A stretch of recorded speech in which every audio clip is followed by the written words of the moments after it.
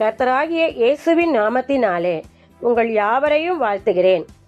இன்று நாம் தியானிக்கும் வசனம் யோபு 42 அதிகாரம் 12 வசனம்.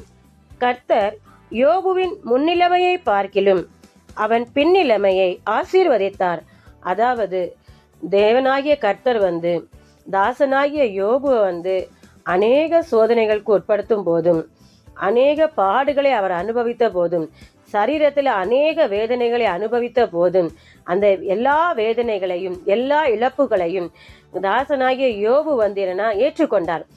அந்த சோதனையில அவர் ஒரு நாளும் கர்த்தரை விட்டு பின்வாங்கவும் இல்லை, கர்த்தருக்கு விரோதமாய் அவர் பேசவும் இல்லை. கர்த்தர் கொடுத்தார், கர்த்தர் எடுத்தார், அவருடைய நாமத்திற்கு சோத்திரம் என்று எல்லாவற்றையும் அவர் ஏற்றுக்கொண்டார்.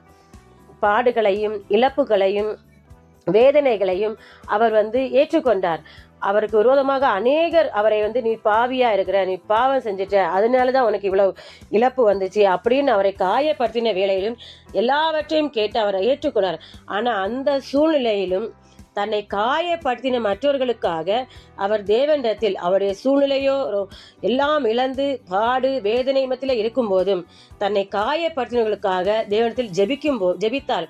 அதனாலதான் கர்த்தர் அவருடைய முன்னிலைமையை பார்க்கலும் பின்னிலைமையை ரெட்டிப்பாய் ஆசீர்வதித்தார்.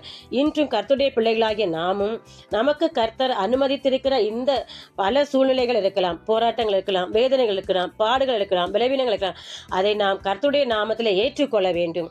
நாம் ஏற்றுக்கொள்ளும் போது நமக்கு கர்த்தர் நமக்கு குறிப்பிட்ட நாட்களில் நம்ம முன்னிலைமையை பார்க்கலும் நம்முடைய பின்னிலைமையை நமக்கு ஆசீர்வதிப்பார், அதிக பலனுள்ளவர்களாய் மாற்றுவார். நம்முடைய ஆஸ்திகள் பெருகி இருக்கும், நம்முடைய சமாதானம் பெருகி இருக்கும், நம்முடைய கிருபைகள் பெருகி இருக்கும். அதான் முன்னிலைமையை பார்க்கலும் பின்னிலைமையை கர்த்தர் ஆசீர்வதிப்பார்.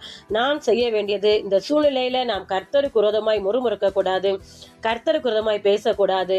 அது மாத்திரமில்ல, கர்த்தரை விட்டு பின்வாங்காமலும் கர்த்தருக்காக நாம் காத்திருந்து கர்த்தர் நிச்சயமாய் தருவார், என்னை ஆசீர்வதிப்பார், அந்த சூழ்நிலையை மாற்றுவார் என்று விசுவாசிக்க வேண்டும். நமக்கு விரோதமாய் யார் என்னை நம்மை நிந்தித்தாலும் அவர்களுக்காக நாம் ஜெபிக்கும் போதும், நம்மை போன்ற இந்த சூழ்நிலையில இன்னும் அநேகர் இருப்பார்கள் என்று அவர்களுக்காக ஜெபிக்கும் போது நம்முடைய சூழ்நிலையை கர்த்தர் மாற்றுவார். நாம் ஜெபிப்போமா? அன்பின் பரலோக பிதாவே, நன்றியோடு துதிக்கிறோம் அப்பா. எங்கள் சூழ்நிலைகளை தேவன் நன்றாய் அறிந்திருக்கிறீர் தகப்பனே. எங்கள் பாடுகள் வேதனைகள் கண்ணீர்கள் கஷ்டங்கள் வியாதிகள் எல்லாவற்றையும் நீர் அறிந்திருக்கிறீர் கர்த்தாவே. நாங்கள் எல்லாவற்றையும் உம்முடைய நாமத்தினால் ஏற்றுக்கொள்கிறோம் கர்த்தாவே. நீர் எல்லாவற்றையும் மாற்றி எங்கள் பின்னிலைமையை இன்னும் மிகவும் ஆசீர்வதிப்பீர் என்று நம்புகிறோம். கர்த்தராகிய இயேசுவின் நாமத்தில் ஜெபிக்கிறோம் நல்ல பிதாவே, ஆமேன். கர்த்தர் உங்களை ஆசீர்வதிப்பாராக.